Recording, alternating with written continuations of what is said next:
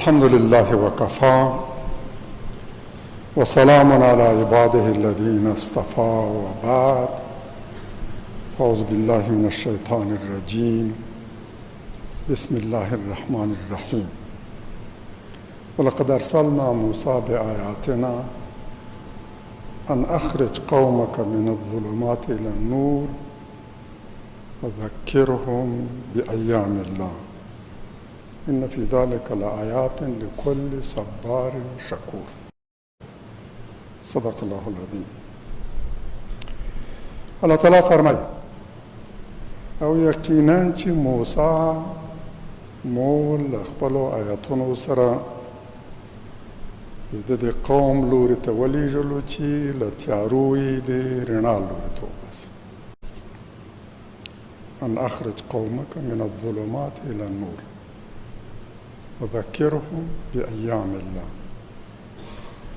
او په الهي ورځو هغوی ته یادونه د پند او عبرت لپاره وکړه. الهي ورځې هغه دي چې په هغه کې ستر مفسد او ظالم ځواکونه الله تعالی نسکور کړي او اقتدار مظلومانو ته سپارل. دا تاریخي ورځې باید تل یاد شي. په دې کې ډېر صبر کوونکو او شاکرانو ته نشي لارښوونې، یعنې که چا د الله تعالی په لاره کې له حق د دفاع په خاطر صبر وکړ، مبارزه یې وکړه، مطمئن دي اوسېږي چې همداسې به بریا په برخه کېږي لکه چې تر دوی وړاندې د نورو په برخه شوي. او که د الله تعالی په نعمتونو شکر وکړي، بریا یې په برخه شوې، د دشمن په مقابل کې بریالی شوی ده، الله تعالی ورته فتح او بریا په برخه کړې ده. که د دې ستر نعمت قدرونه وکړي، ناسپاسي ونه کړي، مغرور نه شي، د الله تعالی له لورې یې وګڼي، د هغه یو پیرزوینه یې وګڼي. د دغو دواړو لپاره چې صابر دی، شاکر دی، په دغو تاریخي ورځو کې سترې ځلانده نښې دي.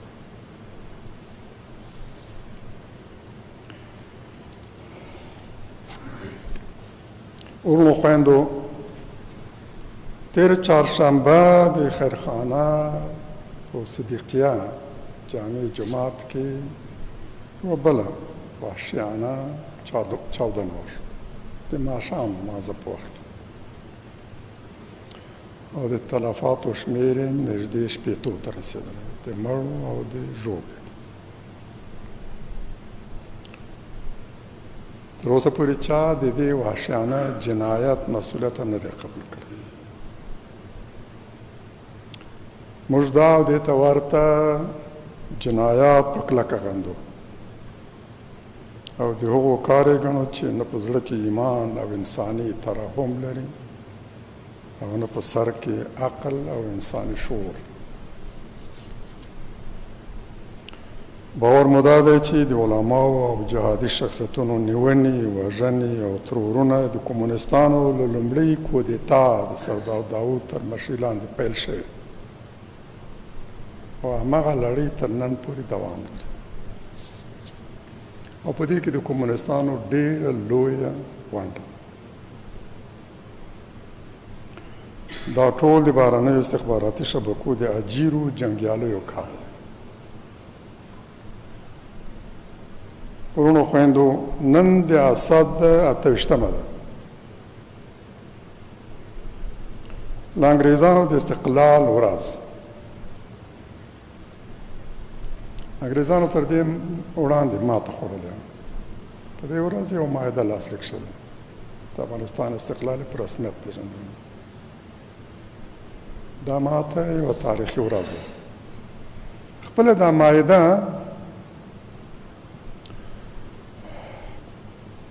ډېرې ستونزې لري، یقینا ډېرې ستونزې لري.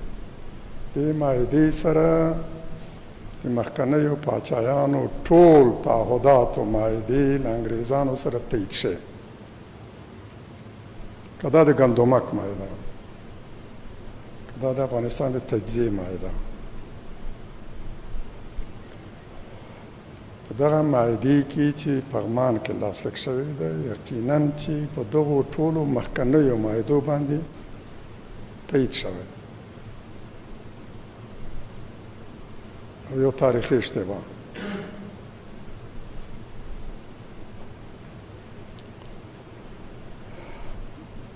یو سل 3 کاله وړاندې الله تعالی افغان لسته په انګریزي اشغالګر فوز بری ورکړ. همداسې لکه 40 کاله د مخکې چې د شوروي اتحاد په اشغالګرو ځواکونو افغان مؤمن او مجاهد لسته ستره او ځلانده بریا ور په برخه کړه. تیر کال د امریکا په مشرۍ د ناټو اشغالګر ځواکونه د افغانستان وتلو ته اړ کړل. یعنې چې دا 3 سترې تاریخي ورځې د یوې پېړۍ په جریان کې 28 د اسد، 26 د دلوي او 24 د اسد د نړۍ 3 ستر ځواکونه په همدې یوې پېړۍ کې په افغانستان کې مات شوي. د 2 زوال له همدې ځای پیل شو. د 3یم زوال ته هم خلک منتظر دي. له مات سره مخامخ شوي. ماته هم داسې چې دوی نن خپله ستراتیژیکه ماته ګڼي. وتل له افغانستانه داسې ګڼي چې ګواکې دا یوه ستراتیژیک نه جبرانېدونکې ماته. د امریکا حیثیت او اعتبار ته هم دومره صدمه رسولې ده چې جبران ممکن نه ده. خپل اعتراف کوي چې نن په نړۍ کې هیڅ څوک هم په امریکا باندې اعتماد نه کوي، باور نه لري او اندېښنه یې دا ده چې یوازې به پرېږدي، همدغسې لکه چې خپل ملګري په افغانستان کې یوازې پرېښود. خو راشئ وګورو چې دا ولې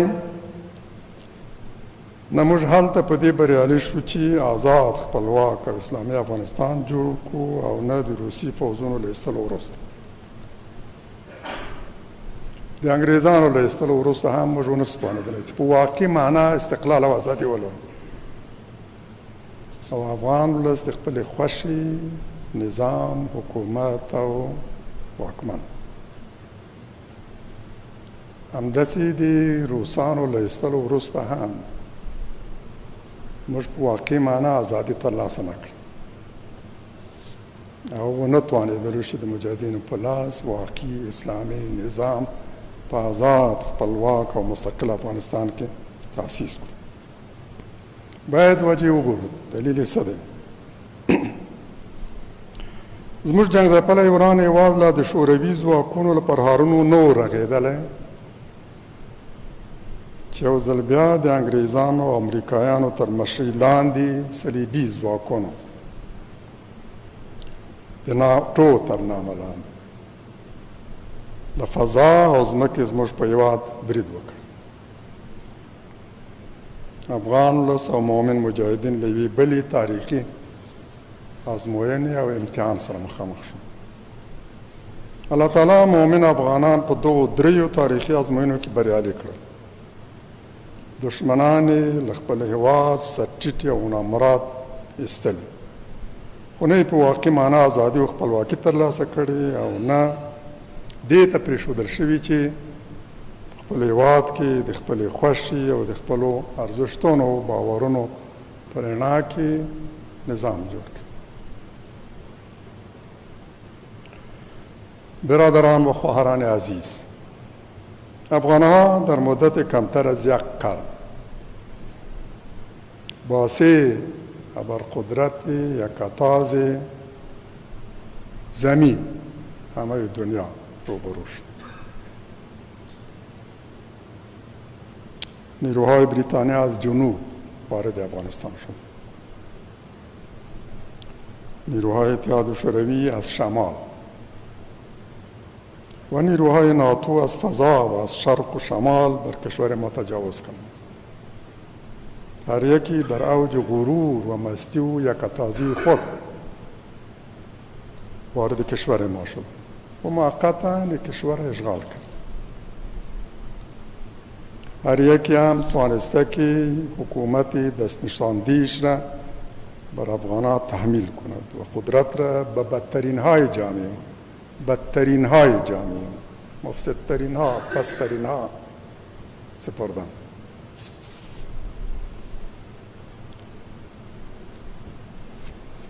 پالیدن بدترین کی است، منحدترین کی است که به هر معامله، هر ذلت، هر پستی تن میدن، حاضر است همه از اشاره بفروشن. اینا را یافتن و بر کرسی قدرت نشاندن. پست، ذلیل، وطن فروش، دین فروش، ضمیر فروش و مزدور. اما الحمدلله هیچ یکی نتوانست این کشور را بر مدت طولانی در اشغال مستقیم خود داشته باشد.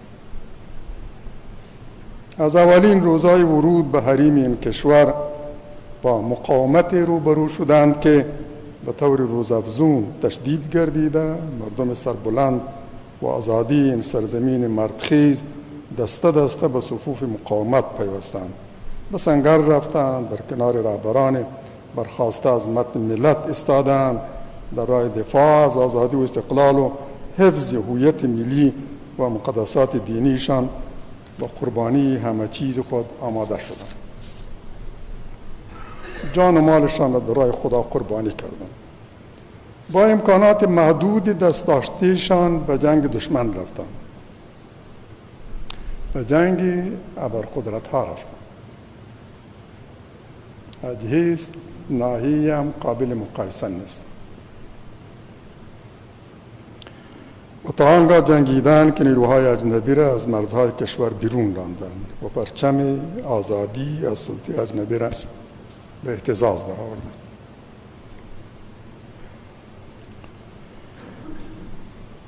تقدیر الهی چنان بوده که قدرت‌های بزرگ استعماری تمامی کشورهای حول و حوش افغانستان را اشغال کردند.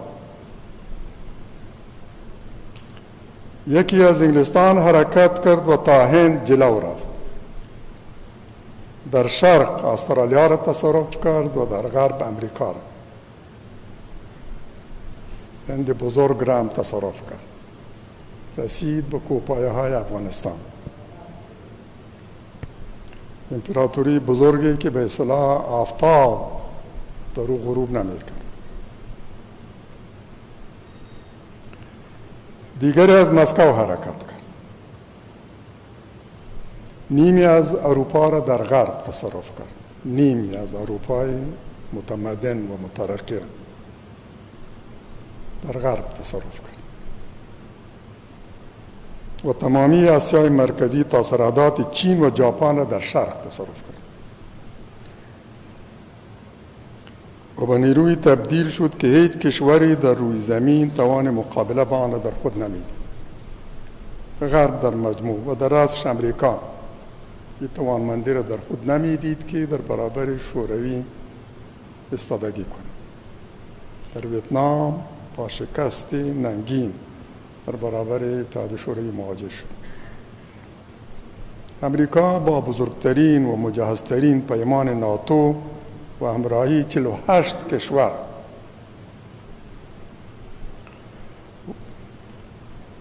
و همکاری تمامی همسایه های ما بلا استثناء همه همسایه امریکا را در اشغال افغانستان کمک و یاری کرد. اما هر یکی از این اشغالگران زمانی که پایشان به افغانستان کشانده شد با جریانات غیر مترقبه و حوادثی روبرو شدند که احد انتظارشان نداشت. هر یکی گمان میکرد که مسئله چند روزه است. افغان‌ها قادر نیستند در برابرشان بر مدت کوتاهی هم ایستادگی کنند. با این روحیه با این انتظار وارد شد، ولی حوادث را خلاف انتظار خود یافت. ملت را دیدن که محکم در سنگرها ایستادن، تسلیم نمیشن. هیچ کسی تصور نمی‌کرد که این ابرقدرت‌ها در کشور چون افغانستان با مقاومتی مواجه شوند که نه تنها توان سرکوبی آن را ندارند و تحکیم سلطه بر افغانستان را برایشان دشوار و محال ساختند، بلکه به جنگی کشانده شدند که پیروزی در آن را محال یافتند. نه وسایل جنگی مدرن و پیشرفتیشان کارگر افتاده و نه سربازان مغرور فاتحشان کاری از پیش بردند.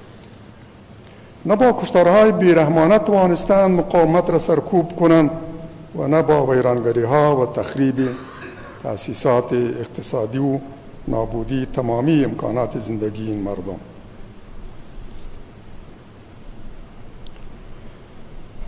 توانستند سنگرها را بکوبند و آزادیخواهان افغان را به تخلیص سنگرهایشان وادار کنند.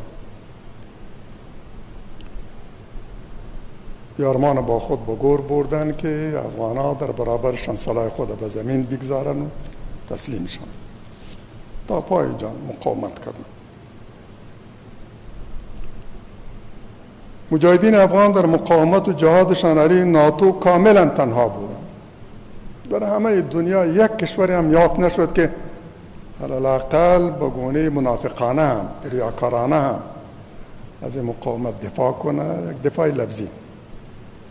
در همه دنیا یک کشور هم هیچ رهبری هم یافت نشد به شمول رقبای درجه یک امریکا، چین، روسیه، اینا آماده نشد یک حرف به تایید از مردم مجاهد افغانستان به زبان بیارند.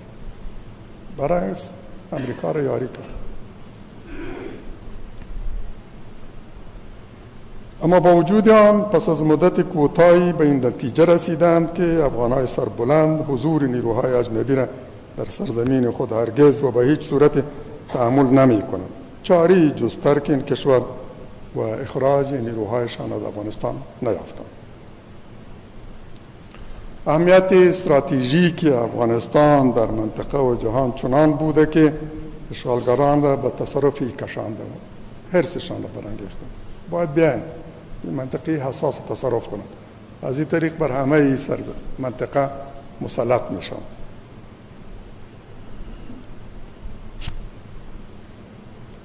پس از شکست هم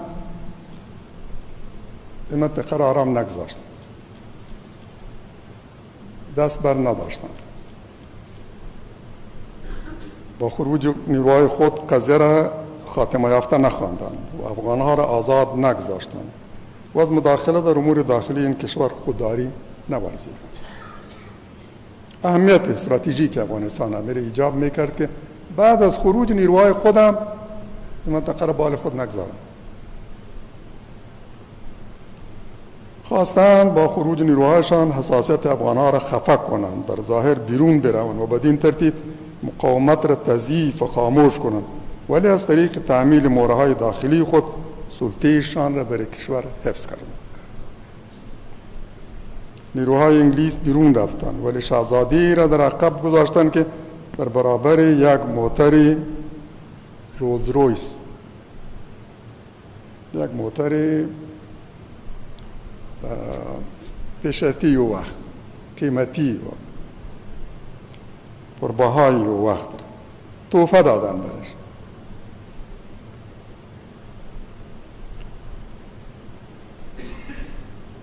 در برابر تحفه و سفر طولانی 6 ماهه‌اش به اروپا حاضر شد چادر ملکیش را در محضر مردم دور بندازد. عنعنات دینی و ملی افغانها را به تمسخر گرفت. فرمان صادر کرد که مرد و زن مکلف است لباس ملیش را کنار بگذارد، دریشی بپوشد، شپو بر سر بگذارد، به نیکتایی بزند و زنان چادر افغانی را از سر بردارند و با موها و پاهای برهنه و عریان نمایان شد تا از این طریق به ترقی و تعالی برسید. از نظر او ترقی و تعالی همین لباس بود. لباس شبیه اروپایان ما را به ترقی میرسند. گمان میکرد ساده است لباس ما مانع ترقی شده. اگر لباس خود عوض کنیم، چون اروپایی‌ها لباس بپوشیم، ما هم راه ترقی را در پیش میگیریم.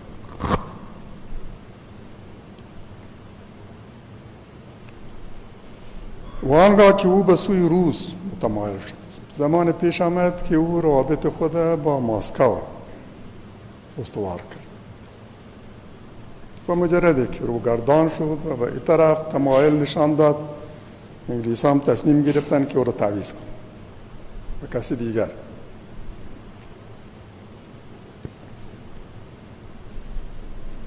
یک مهره دیگری را مسلط کردن. نادرشاه را از طریق بمبئی و پشاور و از مسیر پکتیا به کابل رساند و تخت و تاج را به او سپردند. در تمامی مدتی که خاندان نادری بر کشور ما حکومت کرده، ما روز استقلال کشور را در حالت تجلیل کرده ایم که در واقع از آزادی واقعی محروم بودیم. دقیقاً مثل 20 سال اشغال گذشته، فضا و زمین ما در تصرف انگلیس‌ها، ولی ما روز آزادی از انگلیس‌ها را تجلیل می‌کردیم. 160,000 نیروی ناتو به زعامت ایالات متحده آمریکا، انگلیس‌ها در افغانستان حضور دارد. فضا و زمین در کنترل. ایدی ساده اندیش کودن صفی آزادی از انگلیس‌های یک قرن قبل را تجلیل می‌کردند.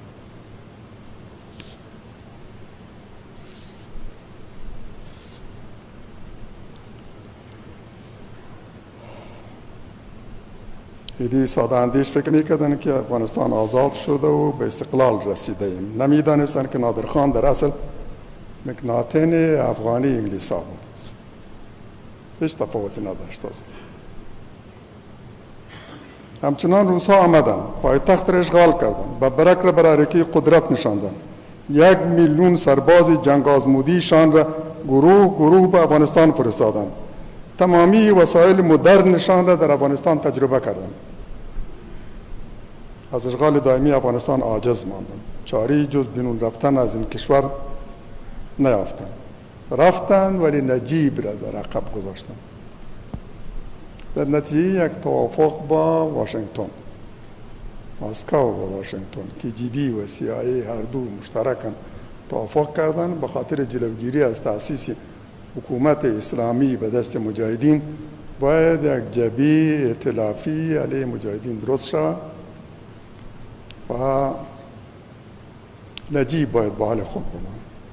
این جنگ باید دوام کند تا افغانستان خالص صلاح شود، تا امکانات تأسیس حکومت اسلامی به دست مجاهدین برای همیشه پایان بیابد، جلوش برای همیشه گرفته شد. اما زمانی که نجیب به استعفا وادار شد، دیگر هیچ چاره‌ای نداشت. مورهای مجاهد نما را در یک جبهه ائتلافی با مزدوران کمونیست مسکو وارث تخت و تاج ساختند، به ارگ رساندند. با سلاح و پول در پی بقای آنان در حرکه قدرت شدند. نیروهای امریکایی پس از 20 سال جنگ خونین و ناکام مجبور شدند کشور ما را ترک کنند. خواستند خروجشان آبرومند و به گونه‌ای باشد که حفظ منافع استعماریشان در افغانستان و منطقه تضمین شود و نظامی که 20 سال بر آن سرمایه گذاری کردند حفظ شود. مذاکرات دو جانبی را در دوحه و در کنار بزرگترین پایگاه نظامیش تدارک دیدند. بزرگترین پایگاه نظامی امریکا در این منطقه، در کنار از این، در چند کیلومتریش، در اینجا مذاکرات را تدارک دیدند که منتج به معاهده دوحه شد. اما اراده الهی به گونه‌ای بود که نگذاشت خروج ناتو آبرومندانه بوده و با دست پر از افغانستان خارج شوند. خروج از افغانستان چنان بود که یکی از سناتورهای معروف امریکا را شکست استراتژیک خواند و دیگری آن را چنان صدمه بزرگ و جبران ناپذیر به حیثیت و اعتبار امریکا شمرد که گفت پس از این هیچ کسی بر امریکا اعتماد نخواهد کرد.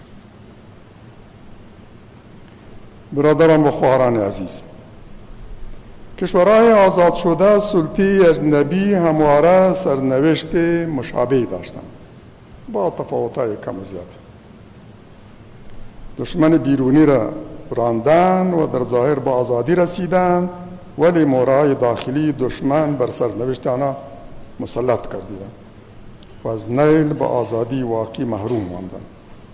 دشمن توسط همین مورها نه تنها از تحقق ارمان ملت مانع شدند، بلکه رهبران ملیشان که در جریان مقاومت از متن ملت برخاستند و دشمن از سرکوبی، تهدید، تطمیع و خریداریشان عاجز بودند، توسط همین مورها یا به زندان رفتند، به اعدام محکوم شدند، تبعید و ترور شدند. کاری را که دشمن نمیتانست خود انجام بده، توسط مورهای خود انجام داد. ترورایی را که میبینین نمونی عزیز، این سلسله دوام خواهد کرد، ولی توسط مورهای استعمار. ورونو خویندو، د اساس درویشتمه یو بله ستره تاریخي ورځ ده، پر امریکایي اشغالګرانو د مجاهدینو د بریا ورځ. دا ورځ باید هر کال په داسې پرتمینه توګه ولمانځل شي چې راتلونکو نسلونو ته ځلانده درس او هر دشمن ته ور په یاد کړي چې چا د افغانستان د اشغال غلطي کړې، خپل سر یې خوړلی او ماتې پښې یې ترې وتلی.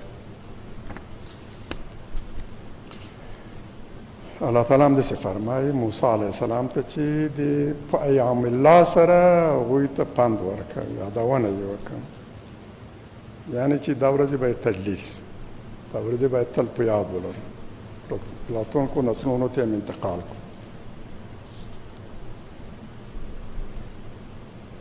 دا ورځ ټول مومن افغانان د خونړي اشغال خاتمه په یو تاریخي جهاد کې د افغانانو د بریا ستره او ځلانده ورځ ګڼي. اوس اکثریت د افغانانو ویلی شم ټول ملت د ګوتو په شمېر له پرېوتو ناافغانانو پرته ځینې پرې خفه دي.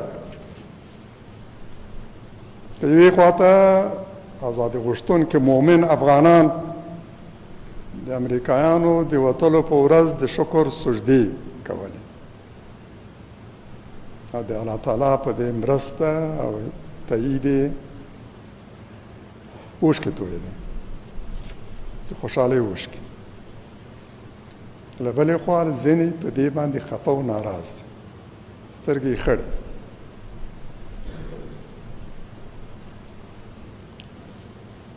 او دا د جمهوریت پای ته رسیدا ګڼي، ګواکې په دې 100 کلونو کې افغانستان کې جمهوریت او د اشغال له خاتمې سره سم دا جمهوریت هم نسکور شوی.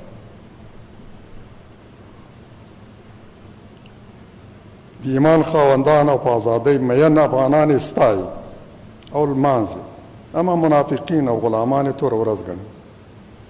هغه چې له اشغالګرانو سره یو ځای راغلي او یو ځای وتلي، دا ورځ ورته توره شپه برېښي.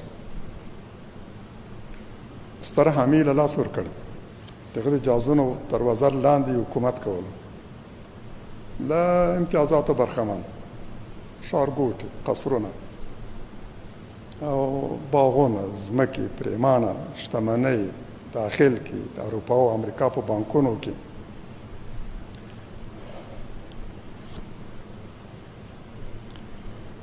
دوی ته باید دا ورځ توره شپه معلومه شي. د اشغالګرانو بیرته راتګ او د هغوی د مټو په زور بیا د اقتدار په کوسۍ د کښېنستو هیلې لري، پټ یې نه ساتي. څرګنده توګه وایي د بهرنیانو مرسته غواړي. موږ یوازې مه پرېږدئ، چا ته هم پرېږدئ. موږ جمهوریت غواړو. ورونو خویندو، هغه چې په تېرو 40 کلونو کې د 2 اشغالګرانو لپاره د افغان ولس په خلاف جنګېدلې او له بهرنیو ځواکونو سره یو ځای له افغانستان وتښتېدل، هغوی راغلل، دوی راوستل له ځان سره، چې دوی وتل د خپلو پیکپو په باډیو کې کښېنول، له ځان سره ویستل. دوی سره راغلي وو، له دوی سره ووتل. نن په اروپا او امریکا کې د ناټو غړو هیوادو هغوی ته پناه ورکړه، دفترونه او مرکزونه یې ورته پرانستلي او په پراخه پیمانه ورته تبلیغات کوي او په شا یې ټپوي چې د مقاومت په نامه جنګي جبهه جوړه کړي او پرې نږدې افغانستان کې ثبات او امنیت تامین شي. تېره اونۍ د مخکني نظام فراري وزیرانو، جنرالانو او والیانو په یوې آنلاین غونډې کې د دې جنګي جبهې جوړېدا اعلان کړه او یو اعلامیه یې خپره کړه چې په هغه کې خپلې غوښتنې تکرار کړې.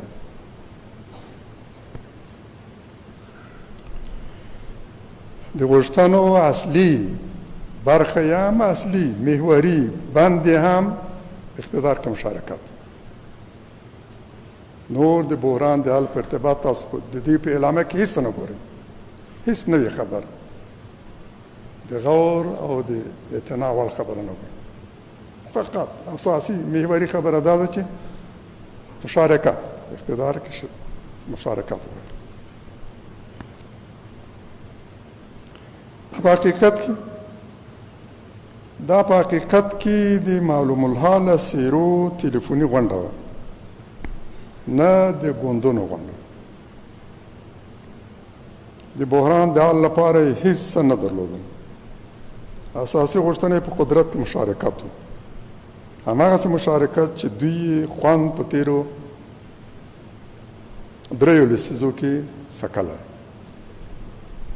3 لسیزې نه 4 لسیزې، ځینو یې 4.5 لسیزې کېږي چې په اقتدار کې شریک دي. هغه خوند یې څکلی، نه هېرېږي، تکرار یې غواړي. هغسې مشارکت چې دوی یوازې د اشغالګرانو د جهازونو تر وزر لاندې ترلاسه کولی شي، له دې نه پرته محال ده.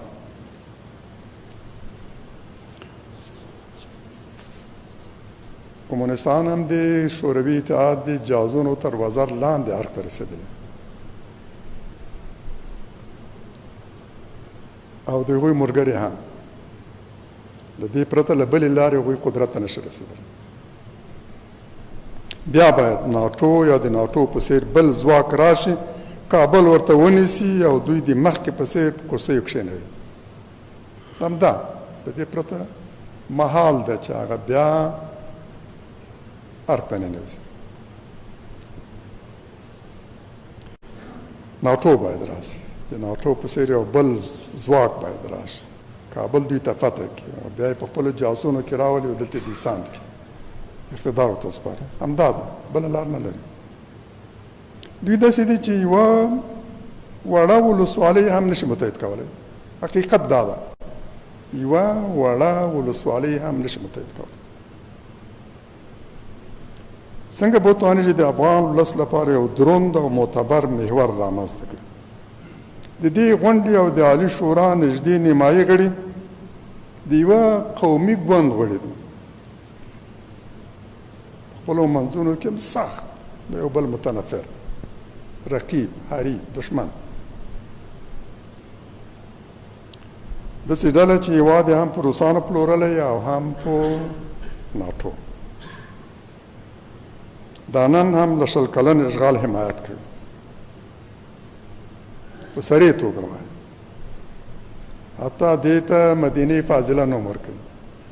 دا 20 کلن اشغال په دوران کې چې افغانستان کې کوم نظام او حکومت و، دا د دوی له نظره مدینه فاضله ده، غوره ښارګوټه. او جمهوریت، دیموکراسي.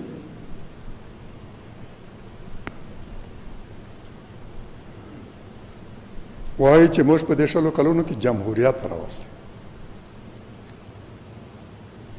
پړسېدلې ستوني سره همدا خبره هم کوي. څوک ورنه پوښتنه کوي چې تاسو دا دومره څو لسیزې په اقتدار کې شریک وئ، څه مو کړي؟ جنګ و، وینې تویېدل و، خونړۍ جګړې وې، فساد و، فقر و، لوږه وه، د اقتدار مستقل جزایر و، کمزوری مفسد حکومت و، تاسو څه کړي؟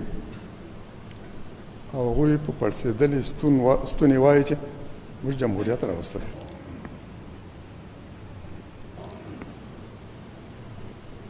په دې هم نه پوهېږي چې جمهوریت او اشغال دوه متضاد او متناقض مفاهیم دي.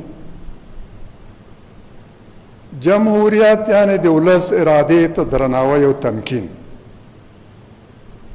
او اشغال یعنی د ولس اراده سلبول په زور، د وسلې په زور د ولسونو اراده سلبول او په هغوی باندې خپله اراده تعمیلول. څنګه ممکن دی یو انسان عقل وري په سر کې اشغال او جمهوریت سره ورته وګڼي او هممهاله په یو هیواد کې شتون ممکن وګڼي؟ دا داسې لکه چې استعماري ځواکونو ځان ته د استعمار نوم ورکړی، د بیا رغونې نوم. ځي د نورو هیوادونه نیسي، اشغال کوي، خو د استعمار په نامه راځو بیا ودانونه کوو، ستاسو هیوادونه درته آبادوو. د نیواګر په نامه نه، د اشغالګر په نامه نه، بلکې استعمار. راځو ستاسو د وران هیوادونه درته آباد کړو، تاسو یې نشئ آبادولی، موږ درته آبادوو. د همدې لپاره راغلي، دیموکراسي راولو، جمهوریت راولو، ازادي راولو. ناچار باید تر همدې پوښښ لاندې راشي د نورو هیوادونه ونیسي. یوازې یو سفیه او جاهل انسان به د اشغال په حالت کې د جمهوریت شتون مني. عجیبه ده، آیا هغه چې د دوو اشغالګرانو تر قوماندې لاندې د ملت خلاف جنګېدلي، د پردیو د مټو په زور تر ارګ رسېدلي، کله چې په زړه او ناکاره پرځې بدل شوي، خپله یې په ټیټو سترګو ویلي چې موږ د دغو ځواکونو په لاس کې داسې وو لکه د پیپسي تش ډبی، لرې وغورځول. همداسې وو. وروسته ورته خپل حیثیت معلوم شوی دی، حیثیت یې، ارزښت یې د اشغالګرانو په وړاندې څومره و. د پیپسي تش ډبی چې لرې یې غورځولی.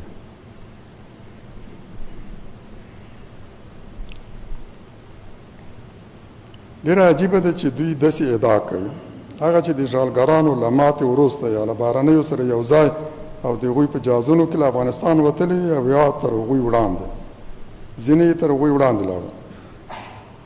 جمهور رئیس هم تر دوی وړاندې وتښتېد.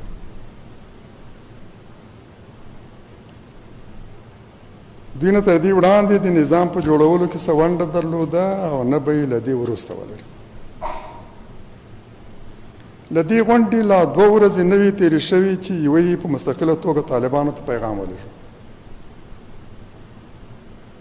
نن غونډه جوړه شوه، یو جبهې اعلان وشو، انځورونه یې راغله، غربي رسنیو ورته پراخ تبلیغات وکړل.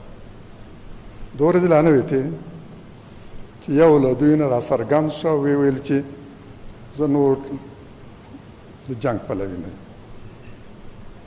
طالبانو ته مې پیغام لېږلی چې یو مشارکتي حکومت باید جوړ شي، موږ تاسو نسو حذفولی او تاسو موږ نسئ حذفولی. لار د حل همدغه مذاکراتو ته کښېنئ، یو بل ومنو.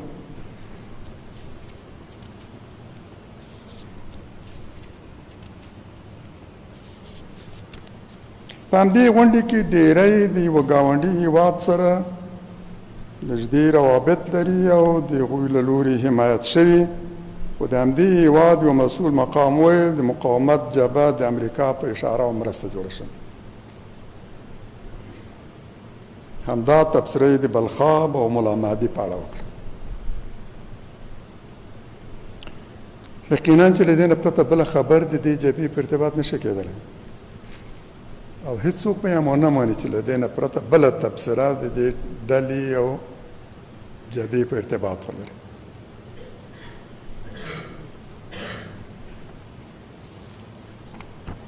دا ډله په تیرو 20 کلونو کې د امریکا په چوپړ کې دا ډله دا څیرې ټول نه یوازې دوی بلکې ټولې کورنۍ ورور زوی وراره خورې دا ټول په نظام کې یو فرد هم له نظامه بهر نه دی پاتې شوی. سفارتونو کې وزارتونو کې والیان قمندانان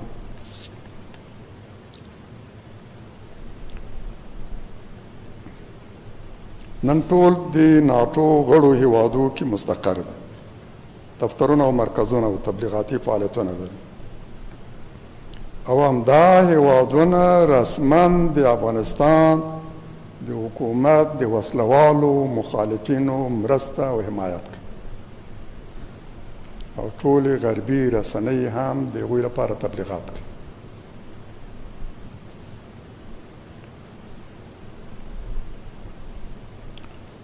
دا له دې وړاندې په همدغو هیوادو پورې مربوطې ډلې وې دوی جوړ کړي دوی له ځانه سره افغانستان ته راوستلي او له ځان سره بیولي او نن هم د هغوی په خدمت کې هره وینا یې هره خبره یې د هغوی په اشاره او امر.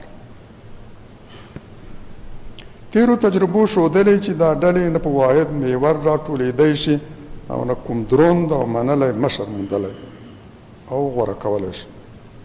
په یوه مشر یې راټولېدا تقریبا شبه محال ده.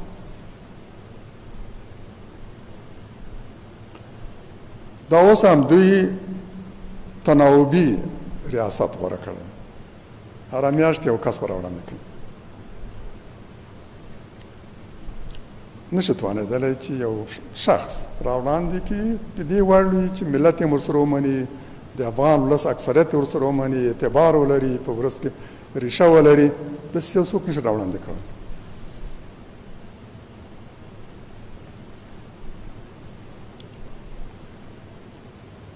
کاش هغوی د دې په ځای ځان ته سپېڅلي ارمانونه ټاکلي وي مقدس اهداف د افغانستان ژغورنه د دې بد حالته د افغان مؤمن مظلوم ولس نجات دا د ارمان په توګه غوره کړی دا چې افغانستان له دې وروسته آزاد وي مستقل وي له جنګ فارغ وي د ملت خوښ نظام او حکومت وي نور د اقتدار په سر وینه توی نه شي نور بهرني ځواکونه را نه شي او زموږ برخلیک راته ونه ټاکي نور په افغانانو باندې بمونه او راکټونه ونه ورېږي.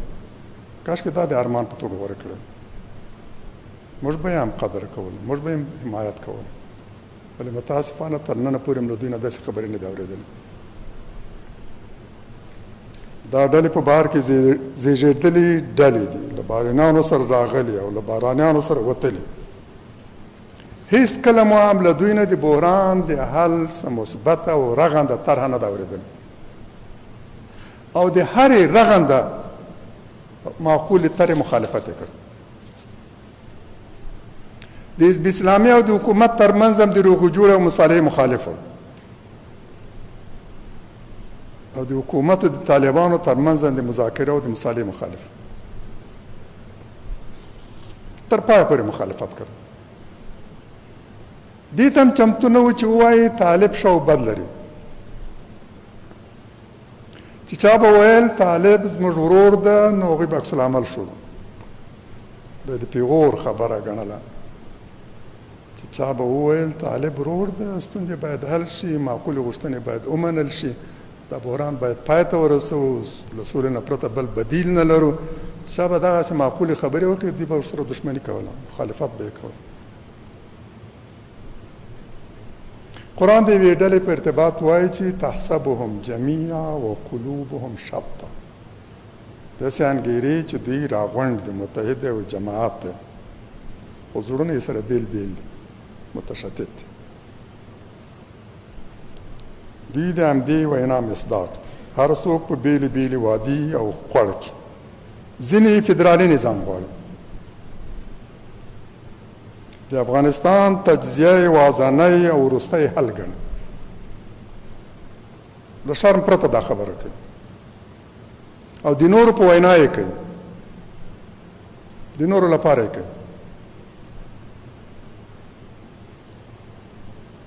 ځینې ریفرانډم غواړي، خو پوهېږم نه چې ریفرانډم څه ته وایي. اولو د یو نه همدا خبره ورسې باید که طالبان ریفرانډم ومني بس موږ ورسره مشکل نه لرو، حکومت یې منو. خو په دې نه پوهېږي دا ریفرانډم د څه لپاره کېږي. دا اوس چې له افغان ولس موږ پوښتنه کوو چې دوه موضوع ورته وایو چې دا که دا، هغه به کومې چې بیا ملت رایه ورکړي او پرېکړه وشي.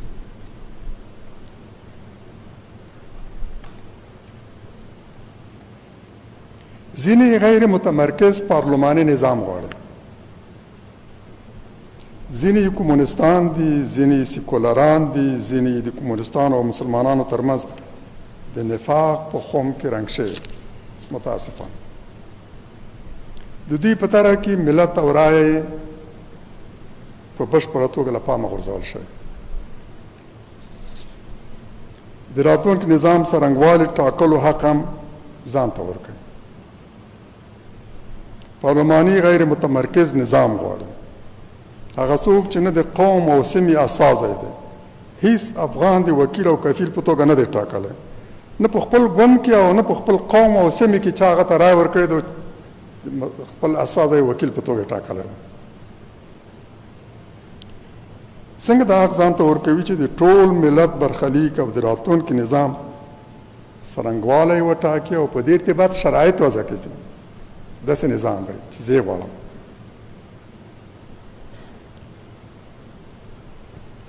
راتلونکی نظام او څرنګوالی نه د یوه شخص غوښتنې او ارادې ته سپارل کېدی شي او نه کوم ګوند او ډلې ته. دا موضوع په ټول ملت پورې تړلې موضوع ده. یوازې داسې درنه او معتبره شورای پرېکړه کولی شي چې ملي اجماع تمثیل کړي. غړي د ملت واقعي استازي وي او د ملت غوڅ اکثریت یې تر شا ولاړ وي. که څوک په رښتیا د بحران حل غواړي نو د دغسې یوې معتبرې شورا مطالبه دې وکړي. ودې وایي چې موږ د ملت ارادې ته تسلیم یو. دغسې یو شورا دې رامنځته شي هغه چې کومه فیصله زموږ په باره کې وکړه، د نظام په ارتباط یې وکړه، د اقتدار د ویش او د نورو ملي مسایلو په ارتباط کومه فیصله هم دې شورا وکړه موږ یې منو. دغسې یو راځي وړاندې کړي چې واقعا د بحران د حل یوازنۍ معقوله لاره همدا ده. د تصمیم همدغسې یو مقتدره معتبره مرجع رامنځته شي.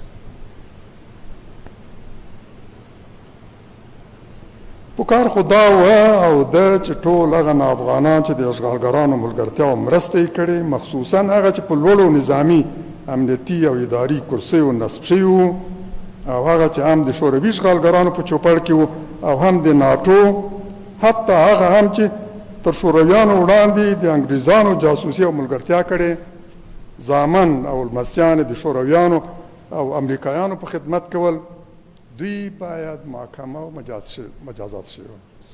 پکار هم دا د نورو لپاره د عبرت په مخ باید راتلونکي نسلونه د دوی له شر وژغورل شي. په ټولو هیوادونو کې چې له اشغالګرانو یې ازادي ترلاسه کړې او د ملت له ارادې راټوکېدلی حکومت د هغوی په برخه شوی، همدا کار شوی. له خاینانو وطن پلورونکو سره محاسبه شوی، مجازات شوي دي. هر هغه حکومت چې د دې کار له کولو یې ډډه کړې له بدو پایلو سره مخامخ شو.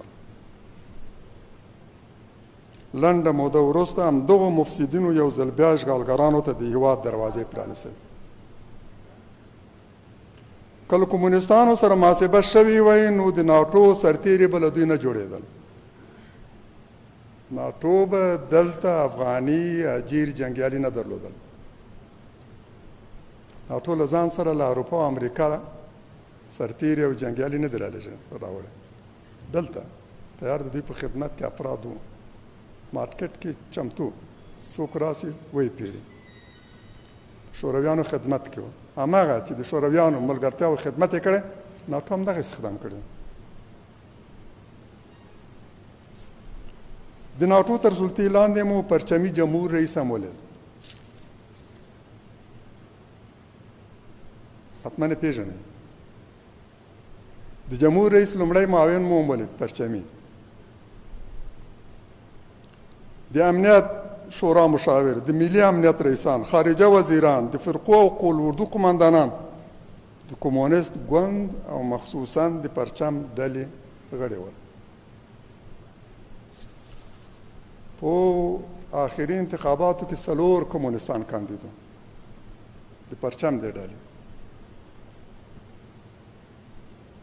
ورونو خویندو، په دې وروستیو کې دا افواهات خپاره شوي چې د جوزجان په یوې سیمې کې یو شمېر کورونه ناڅاپي سوځېدلي، 500 شاوخوا کې، او ګواکې د سیمې خلکو د اور تر لګېدو وړاندې عجیب مخلوقات لیدلي او عجایب غږونه یې اورېدلي دي چې شي ګواکې دا پیریان دي او دا اور پیریانو لګولی. رسنیو کې ورباندې تبصرې هم روانه، خرافاتو کې غرق نو بیا دې ته ښه ډېره لمن وایي چې او دا پیریان دي، پیریان اور لګولی شي.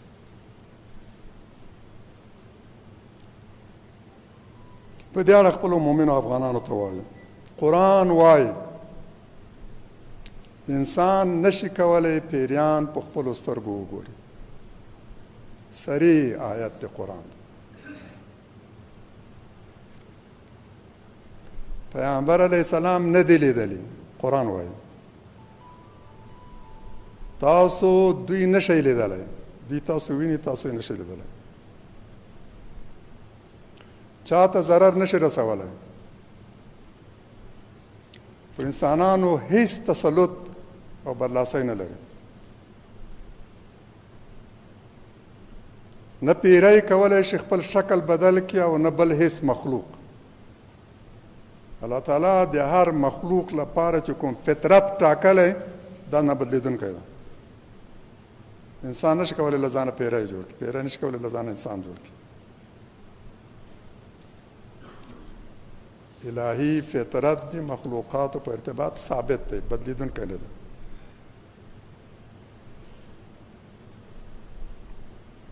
یعنی چې پیری ځان په بل شکل نشي اړولی.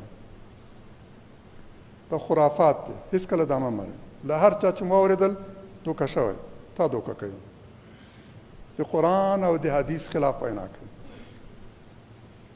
عقیده یې ناسمه ده، باور یې ناسم ده او د قرآن او د حدیث خلاف ده.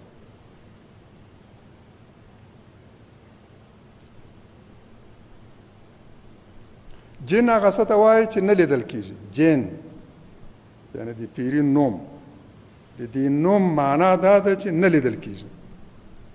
هغه چې په سترګو نه لیدل کېږي دې ته جن وایي، او الله تعالی هم دا نوم ورته غوره کړی ده، یعنې چې نه لیدل کېږي. دا په نامه کې هم دا مفهوم مضمر دی. د جن په نامه کې دا مفهوم مضمر دی چې هغه په سترګو نه لیدل کېږي. او قرآن په صریح طور هم په 2-3 آیاتونو کې هم دا مطلب موږ ته وایي چې نه لیدل کېږي، نه دی لیدل شوی.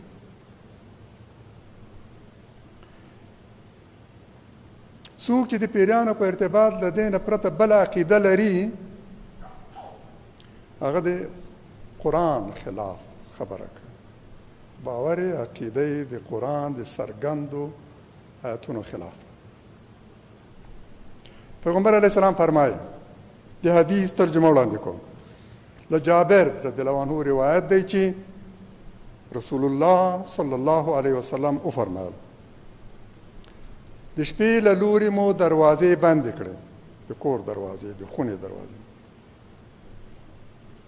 د اوبو لوښي مو وپوښئ، که منګی یو تختار باندې چې یا یو تکې باندې سر بند کړه، څراغونه مو مړه کړئ، د اوبو د ژیو خولې وتړئ، یقینا چې شیطان نه کومه تړلې دروازه خلاصولی شي، شیطان هیڅ تړلې دروازه نشي خلاصولی. د دې تشویش مه کوئ چې ستا دروازه وتړو نو شیطان به ستا د کور دروازه درته خلاصوي او درې ننوځې به، دروازه نشي خلاصولی، هیڅ دروازه نشي خلاصولی، هیڅ تړلې دروازه نشي خلاصولی.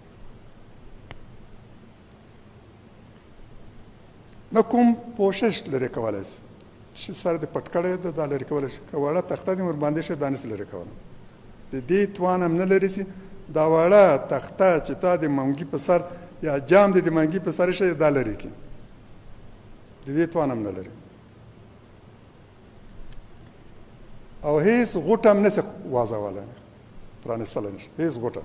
تا د خپل ژي د اوبو د ژي خوله تړلې ده، غوټه دې ور اچولې، دا غوټه پرانستلی نشي.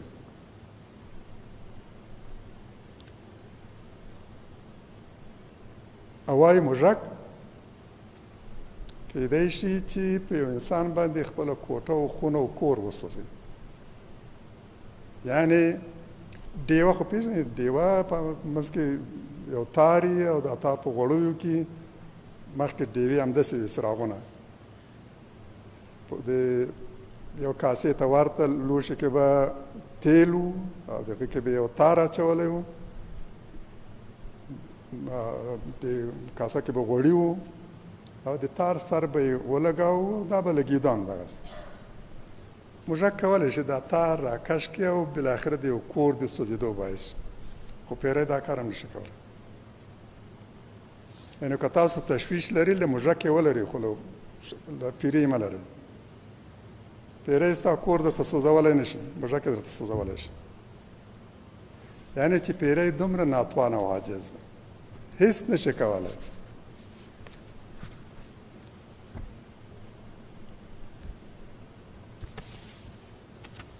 غالب ګمان دا دی شریرو کړیو هڅه کړې چې د دې سیمې خلک وویروي او د خپلو کورونو پرېښودو ته یې مجبور کړي.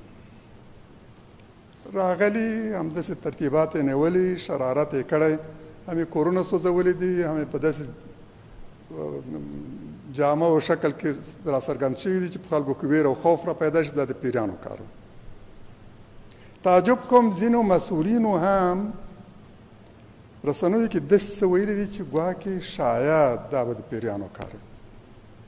له دین نه بېخبري دغسې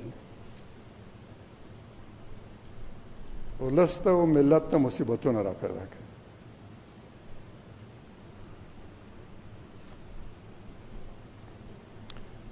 د دې په ځای چې د خلکو غلط باورونه او خرافات تصحیح کړو او خلک ورته متوجه کړو، متاسفانه چې خرافات تاییدوي او دا پیښه د پیریانو له لورې ګڼي. دعا کوو چې الله تعالی زموږ ولس او هېواد د کورنیو او بهرنیو دښمنانو له شرارتونو وژغوري او له جګړو او فتنو فارغ افغانستان را په برخه کړي. آمین. سبحانك اللهم وبحمدك نشهد ان لا اله الا انت نستغفرك ونتوب اليك.